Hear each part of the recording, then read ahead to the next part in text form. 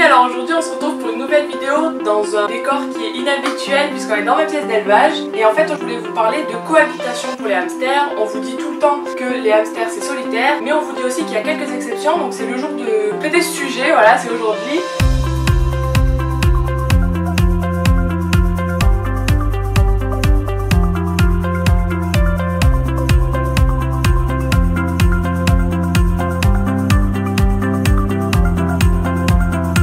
Donc cette exception concerne les Roborovski et des Campbell sous certaines conditions. Vous ne pouvez pas aller en animalerie prendre un Roborovski et le faire cohabiter, pas du tout. Donc dans cette vidéo, je vais vous donner les conditions qu'il faut respecter pour faire ces cohabitations et que cela soit sans danger, même si vous allez voir, c'est jamais sans risque.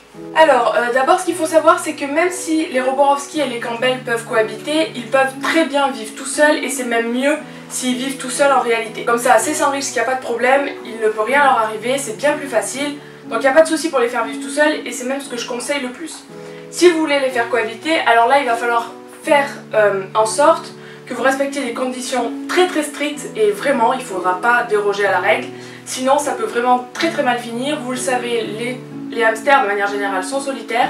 Si on les met à plusieurs, il peut y avoir des risques de mort avérés. Donc d'abord sachez que c'est sans aucun intérêt pour le hamster dans le sens où contrairement à des chiens par exemple qui apprennent l'un de l'autre et qui interagissent entre eux, les hamsters, que ce soit les Campbell ou les Roborovski, n'auront aucune interaction entre eux. Quand on va les voir ensemble, en général, ils sont ensemble parce qu'ils sont à côté, mais ils vont pas se laver entre eux, c'est extrêmement rare. Voilà, si ça arrive, vraiment c'est parce que c'était pratique pour eux, mais ça n'a aucun intérêt. La deuxième chose, c'est que c'est jamais sans risque. Donc même si vous respectez les conditions qu'on va vous donner là, ne vous dites pas c'est bon, c'est fait, il ne peut rien leur arriver, c'est pas vrai, et vous vous ferez surprendre parce que vous aurez des bagarres si vous êtes trop sûr de vous. Sachez que du jour au lendemain ça peut éclater, il faut être prêt, il faut avoir des habitats disponibles. Donc ensuite on va vous parler des conditions pour respecter une cohabitation. Donc il y en a plusieurs et il faudra vraiment toutes les respecter, on ne peut pas en choisir 3 qui nous arrangent et oublier les 3 autres, enfin voilà, il faudra absolument toutes les respecter. Donc déjà il faut que ces hamsters viennent d'élevage, sérieux et qu'ils soient purs. Je parle pour le Campbell en l'occurrence, pour le Roborovski pas de souci. Mais en tout cas qu'ils viennent d'élevage sérieux, c'est-à-dire qu'ils soient sélectionnés pour être bien dans leur tête. Si un hamster n'est pas bien dans sa tête, en aucun cas il pourra être bien avec ses congénères puisque lui-même déjà n'est pas bien avec lui-même. Imaginez avec ses congénères, c'est pas possible. Donc déjà qu'ils viennent d'élevage sérieux. Pour les Campbell, ça va vous restreindre très rapidement la provenance. En l'occurrence en francophonie, il n'y a qu'un élevage, il est ici. Donc vraiment ça va être très restreint. Pour les Roborovski, c'est la même chose. L'avantage que vous avez avec les Roborovski, c'est qu'ils ne peuvent pas être hybridés, donc de toute façon ils seront purs. Ça n'empêche qu'ils doivent venir d'élevage sérieux, donc n'allez pas chercher un Roborovski. En animalerie, ça ne marchera pas, hein. Il n'est pas bien dans ses pattes, il n'est pas bien avec lui-même, il ne pourra pas être bien avec des congénères. Ensuite, une autre condition, c'est qu'ils soient jeunes et de même sexe. Bon, ça va de soi, si vous mettez un mâle avec une femelle, même s'ils sont 14, bon ben il y aura des petits, avoir de la reproduction, on vous le dit sans arrêt, c'est déconseillé, c'est pas un jeu. Ne faites pas une cohabitation avec des animaux qui ne sont pas du même sexe, déjà vous allez vous faire dépasser, et puis c'est risqué, vous allez avoir des morts à tout va, puisque la femelle, une fois qu'elle aura ses petits, le mâle elle va vite s'en occuper, il n'y aura pas de problème. Et ensuite qu'ils soient jeunes, parce que quand ils sont âgés, ils n'ont plus envie de changer leur mode de vie. Donc si un hamster est adulte et n'a jamais cohabité, c'est pas la peine, hein. Adulte, il ne voudra, même avec un tout jeune, il ne voudra pas cohabiter. Il va rapidement s'en occuper et vous n'aurez plus qu'à ramasser le petit jeune. Donc on fait ça avec des groupes de hamsters très jeunes, souvent de la même portée. S'ils ne sont pas de la même portée, ils sont nés quasiment en même temps, à grand maximum 1 mois d'intervalle. Je déconseille quand c'est plus d'1 mois d'intervalle. C'est les deux conditions, je parle physiques, à respecter. Ensuite il faut un habitat adapté. Alors j'entends souvent dire oui bah du coup du fait que j'en prends 2, il faut que j'ai 2 fois la taille recommandée. Pas du tout. Les hamsters fonctionnent à l'odeur. C'est-à-dire que eux, ils ne savent pas que ce tronc d'arbre, parce qu'il a cette couleur-là, il est à lui. C'est pas comme ça que ça marche. Il fonctionne à l'odeur en fait. Donc si vous prenez une cage qui est beaucoup trop grande, pour le nombre de hamsters en question, les hamsters vont s'attribuer ce qu'on appelle des territoires. C'est-à-dire qu'il y a un hamster qui va décider que lui, il habite à gauche, et l'autre va décider qu'il habite à droite. Si le hamster qui habituellement habite à gauche va se promener à droite, celui qui habite à droite va dire « alors toi t'es chez moi », ça va pas du tout le faire, je vais t'attaquer, comme ça tu ne reviendras plus. Si vous prenez un habitat par exemple de 80 par 50, dans ce cas vous préférez 2 hamsters dans un habitat de 80 par 50. Si vous voulez une cohabitation de 3-4 hamsters, partez sur du 100 par 50 par là. Si vous voulez plus, vous prenez un peu plus, mais jamais démesuré. C'est-à-dire ne mettez pas 2 Campbell. Dans 100 par 50 peut-être que ça le ferait, mais déjà c'est vraiment... ça va être déjà compliqué. Ne vous mettez pas des bâtons dans les roues dès le début. 80 par 50 pour 2 à 3, 4 Campbell, c'est bien. C'est déjà... Moi je l'ai fait, ça fonctionne très bien. Il n'y a pas de problème, ils ont de la place. On va arrêter de se voiler la face, il y a quand même de la place. Donc c'est possible. Si vous voulez avoir des groupes plus importants, ce que je déconseille totalement, si vous voulez avoir des groupes plus importants, alors là, ne doublez pas non plus l'espace. Ici, c'est une cuve de 120 par 40 ou 45. Et donc actuellement, elles sont nombreuses, elles sont 10. Mais là, sous 2 jours, elles vont être 7 ou 8. Bon, ben là, c'est pas mal. Elles ont de la place. En même temps, elles se croisent généralement. Elles ne peuvent pas s'attribuer des territoires parce que sinon, elles ont un territoire grand comme ça, c'est pas possible. Donc voilà, ça c'est une taille plus ou moins adaptée pour un groupe de ce genre-là. Donc en fait, quand ils vont se cohabiter ensemble, ils fondent un groupe, une colonie, en fait, c'est une colonie, ça s'appelle une colonie. Et cette colonie, ce groupe va avoir la même odeur. Si on rajoute un hamster qui n'a pas l'odeur de ce groupe-là, soit il faut lui donner l'odeur rapidement, et ça ne fonctionnera jamais, hein, mais il faudrait lui donner l'odeur instantanée, c'est-à-dire qu'on le pose dans le groupe, boum, il est la même odeur. Ça ne peut pas se faire, c'est pas possible. S'il n'a pas l'odeur de ce groupe, il va être tout de suite exclu parce que c'est un intrus. Et les animaux qui à la base sont solitaires par nature n'acceptent pas les intrus. Donc c'est sûr et certain, il va être rejeté. Rejeté chez le hamster, c'est pas juste je le pousse hors de l'habitat. Hein. Non, c'est là en l'occurrence dans la nature oui. Là en l'occurrence il va pas pouvoir sortir de l'habitat. Il va se faire attaquer, il va clairement se faire tuer. Hein. Donc voilà, ça fonctionne par odeur et ça crée de vraies colonies familiales, même s'ils ne sont pas de la même famille. Pour eux c'est une colonie familiale. Et dans la nature, ils fonctionnent de la même manière. La différence, c'est que dans la nature, les hamsters règlent leur conflit par la fuite. C'est-à-dire que si un des hamsters n'est plus accepté dans la colonie, il s'en va. Il fuit et il va fonder sa colonie plus loin ou vivre seul. On a déjà observé des Campbell et des Roborowski qui vivaient seuls à l'état sauvage. Il va vivre seul. Là, dans une cuve, à moins d'être un Yamakasi, il va avoir du mal à fonder sa colonie ailleurs, quoi. Donc si moi, je ne me rends pas compte qu'il y a un problème, il est condamné. Je déconseille de toute manière les cohabitations chez les particuliers parce que ça te demande de reconnaître les signes comme quoi il y a un problème et comme je le disais tout à l'heure, de toute manière ce sera jamais sans risque. Du fait que, comme je vous disais, donc il y a une odeur de groupe, les hamsters qui sont dans ce groupe ne doivent jamais perdre cette odeur de groupe. Là on retombe sur un problème de demain je dois amener cet hamster qui d'habitude est dans le groupe chez le vétérinaire. Le temps que je l'amène chez le vétérinaire, mettons que ça dure 1 heure, l'odeur du groupe va peu à peu disparaître pour que son odeur corporelle se marque sur elle-même. Le problème, c'est que quand je vais vouloir la réintégrer, elle a perdu cette odeur de groupe qui faisait d'elle une membre de la colonie. Quand je vais la réintégrer, elle ne va pas être reconnue par sa colonie, bah évidemment elle va se faire attaquer. Ça arrive dans 99% des cas, faut pas s'amuser à ça. Donc, la cohabitation, ça veut aussi dire que si vous avez une cohabitation de 2, bon c'est facile. Si vous en avez 8, s'il y en a un sur les 8 qui a un problème d'ordre vétérinaire, il faut prendre les 8. Si le vétérinaire vous dit qu'il faut que je la garde 3 jours, c'est foutu. Parce que soit il est obligé de garder les 8, chose que je vous ne conseille pas parce qu'il va doubler les frais, enfin il va multiplier les frais par 8 en l'occurrence, il va pas se gêner votre vétérinaire. Soit dans tous les cas, ben, vous allez être obligé de revenir avec les 7 autres et laisser celui qui est pas bien. Donc vous allez vous retrouver avec un groupe de 7. Et un 8e qui aura sa cage à côté parce qu'il ne pourra plus être intégré à la colonie. Donc du coup, du fait que vous ne devez absolument pas les séparer, mais je veux dire, c'est même pas... même en 5 minutes, même si elle n'a pas perdu totalement l'odeur du groupe, elle va perdre une partie de l'odeur. Elle va peut-être pas être totalement rejetée, mais elle risque quand même de se faire un peu poursuivre dans la cage. Donc même si vous sortez vos hamsters, alors c'est peut-être difficile d'en sortir 7, mais il faudra sortir les 7, ou les 8, ou les 10. Je vous le conseille pas, hein, mais si vous en avez 2 ou 3, il faut sortir les 3 en même temps. Autre chose, on disait que les hamsters devaient avoir une odeur de groupe, c'est aussi le cas de la cage. C'est-à-dire que quand vous nettoyez toute votre cage, déjà, moi je suis un peu d'habitude à ne jamais nettoyer les accessoires, style les accessoires en bois, je les passe plus au four. Les roues, je donne un coup de dent, mais je nettoie pas l'extérieur de la roue.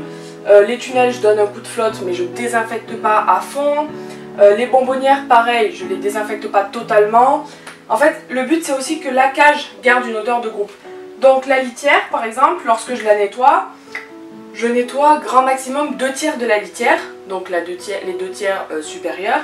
Et le tiers inférieur, je le laisse sale, parce que lui, même s'il est en bas, il a l'odeur du groupe. Je rajoute ce qui manquait comme litière, ce que j'ai retiré de sale en fait, et je brasse histoire que la litière qui était dessous, qui avait l'odeur du groupe, remonte et envahisse la nouvelle litière pour que l'odeur soit plus ou moins maintenue. Je remets les accessoires dedans.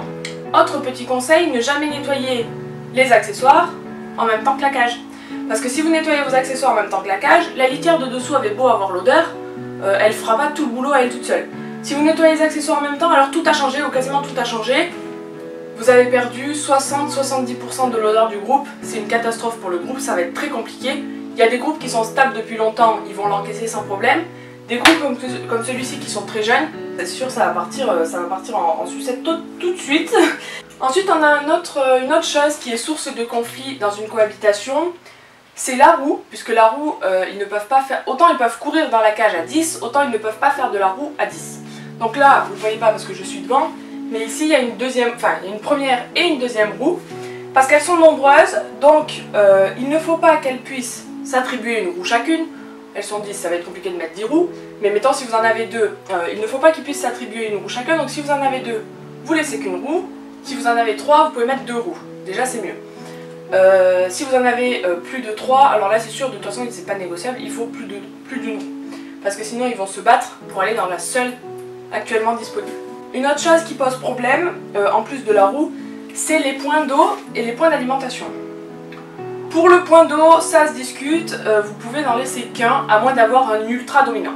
Si vous avez un hamster ultra dominant, ce qui arrive, mettez 2 points d'eau parce que vous n'êtes pas à l'abri que l'ultra dominant ait une victime dans son groupe. Ils en ont tous une et il va empêcher cette victime là d'aller boire à sa gamelle. Je vous fais pas un dessin, s'il peut pas aller boire, il vivra pas vieux dans la colonie.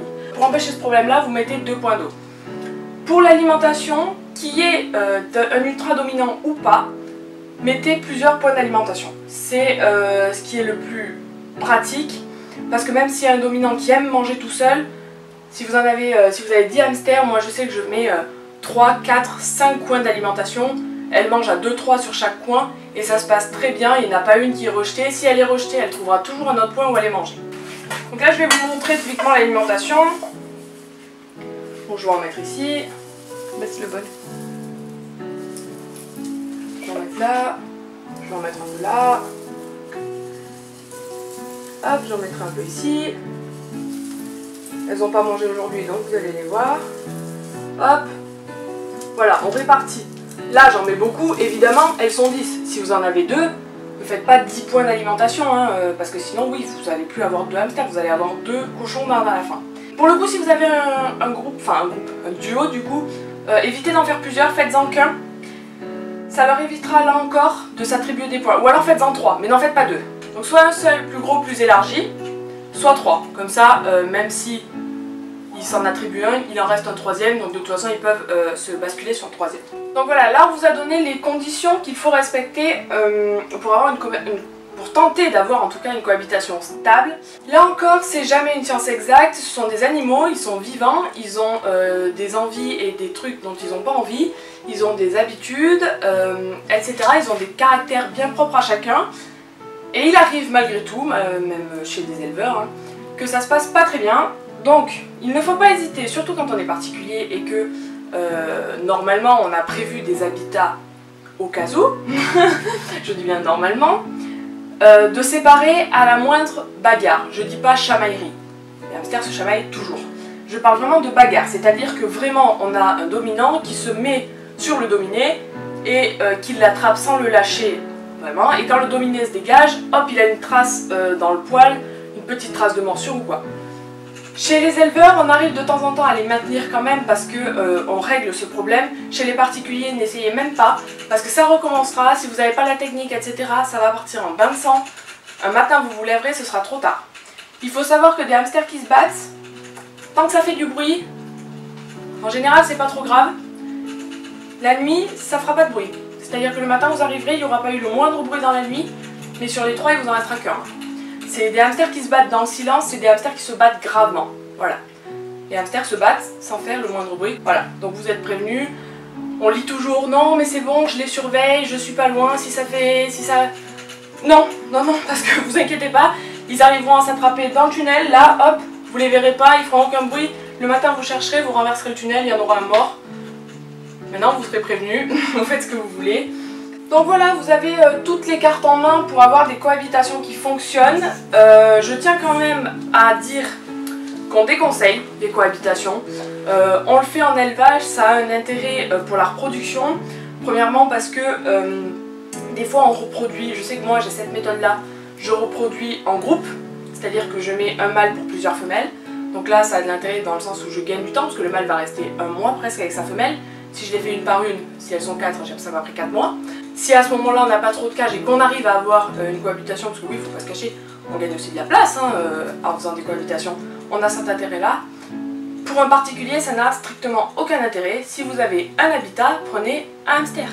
Vous en voulez 3, prenez 3 habitats. Voilà. De toute façon, sachez que vous ne gagnerez pas de place, puisque moi, en tant qu'éleveuse, si je place une cohabitation, chose que je ne fais plus, ou quasiment plus, je la place à condition que la personne qui me prend 3 hamsters a 3 cages. Vous avez rien gagné, hein. Vous avez 2 cages vides dans un coin de votre chambre. Parce que je pars du principe que je lui en place 3, à condition qu'elle puisse les séparer s'il y a un problème. Ce qui demande 3 habitats. Voilà, donc vous n'allez rien gagner. Vous gagnerez du stress parce que c'est inquiétant. Moi je sais que quand j'étais un particulier lambda et que j'avais des cohabitations, j'étais stressée tout le temps. De temps en temps des petites blessures, ce genre de choses. On vous le déconseille, maintenant libre à vous de faire vos choix et de voir avec les éleveurs.